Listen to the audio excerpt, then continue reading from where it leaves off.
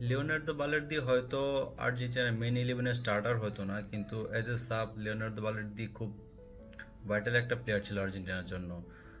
Defence লাইনে কোনো injury বা যখন ক্রুশাল মোমেন্টে কোনো ফ্রেশ লেগ লাগতো, তখন লিওনার্দো বালের্দি একটা প্রপার সাবস্টিটিউট হতে পারতো। তো সেক্ষেত্রে বালের্দির ইনজুরিটা আসলে আর্জেন্টিনা টিমের জন্য একটা বড়সড় লসই বলা যায়। বালের্দি এই সিজনে অলিম্পিক মার্চের হয়ে খুব ভালো একটা সিজন পার করছে, খুব প্রমিসিং একটা সিজন ছিল তার।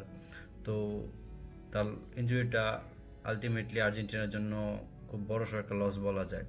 তো বালের্দি ইনজুরিতে পড়ার পর নানান দিকে নানান ধরনের রিউমার, নানান কথাবার্তা আসছে এরকম যে লিওনেল স্কালোনি বালের্দির জায়গায় কাকে ডাকবে, সে হয়তো কোনো ডিফেন্সিভ কোনো প্লেয়ারকে ডাকবে না।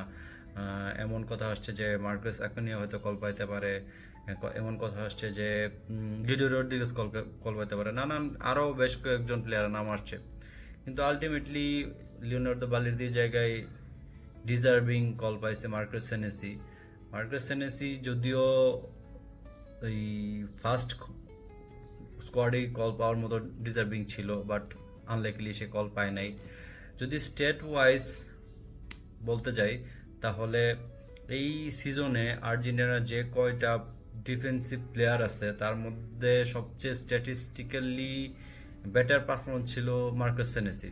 সো সেই হিসাবে মার্কাস সেনেসি ফার্স্ট কলে আর্জেন্টিনা স্কোয়াডে জায়গা ডিজার্ভ করে, বাট আনলাইকলি সে সেটা পায় নাই। But ultimately destiny again called him. So hopefully Marcus Senesi will do better and বালের্দির যে একটা লস সেটা সে পূরণ করে দিবে।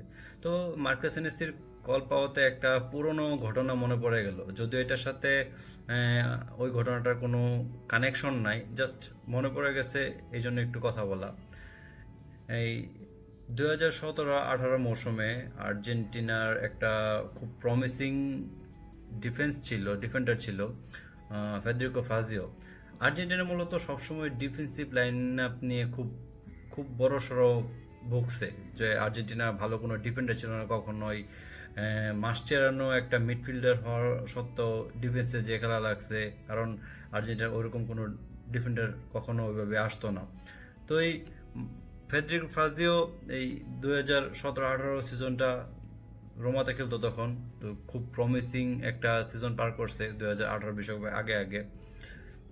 তো ফেদেরিকো ফাজিওকে নিয়ে আর্জেন্টিনার ফ্যানদের মনে একটা খুব বড়সড় আশা ভরসা ছিল যে হয়তো এবার ডিফেন্সিভ লাইনে ভালো একটা কিছু হবে। এর অন্যতম বড় কারণ ছিল ফেদেরিকো ফাজিওর height. Federico Fazio 6 feet 5 inch লম্বা ছিল হাইটে। তো ওর ওর এরিয়াল ডুয়েল খুব ভালো ছিল এবং ডিফেন্সিভ ডিউটিও খুব ভালো ছিল তার। তো যার কারণে সবার মনে একটা অন্য লেভেলে এক্সপেকটেশন ছিল যে ফেদেরিকো ফাজিও হয়তো আর্জেন্টিনার ডিফেন্সিভ লাইনের যে সমস্যাটা এটা অনেকটা সলভ করে দিবে। তো বালের্দির হাইটও অনেক ভালো, মার্কেস সেনেসের হাইটও অনেক ভালো, 6 ফিটের বেশি। তাদের চেয়ে বেশি ছিল ফেদেরিকো ফাজিওর হাইট। তো এটা নিয়ে আর্জেন্টিনার ফ্যানদের মনে আলটিমেটলি এমনিতে অনেক বেশি আশা ভরসা ছিল যে ডিফেন্সিভ লাইন আপের যে সমস্যাগুলো সেটা হয়তো ফেদেরিকো ফাজিও সলভ করবে। কিন্তু 2018 বিশ্বকাপে যখন আর্জেন্টিনা সাবেলার আন্ডারে দলগতভাবে একটা বড় সড়ো ব্লান্ডার দিল, একদম হিস্টোরিক ব্লান্ডার যেটা বলে, তো সেখানে ফেদেরিকো ফাজিও মোটামুটি ভালোই ব্লান্ডার দিছে।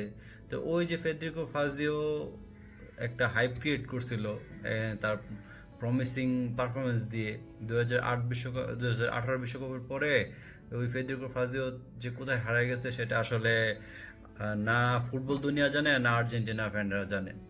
তো আশা করি যে ফেদেরিকো ফাজিও আর মার্কো সেনেসির ব্যাপারটা কোনোভাবে এরকম হবে না, আর এটা কোনোভাবেই একটার সাথে আরেকটা কানেক্টেড না। জাস্ট মার্কো সেনেসির হাইট আর মার্কো সেনেসির কল পাওয়ার কারণে ওই পুরনো একটা ঘটনা মনে পড়ে গেলো, এই জন্য এটা নিয়ে কথা বলা। হোপফুলি মার্কো সেনেসি যে ডিজার্ভিং ছিল আর্জেন্টিনা ফার্স্ট টিমের জন্য সেটা সে ডেলিভার করবে, অ্যান্ড আর্জেন্টিনা বালের্দির যে লসটা সেটা মার্কাস সেনেসি দিয়ে পুষে উঠবে, and ultimately team will be benefited. Hope for the best.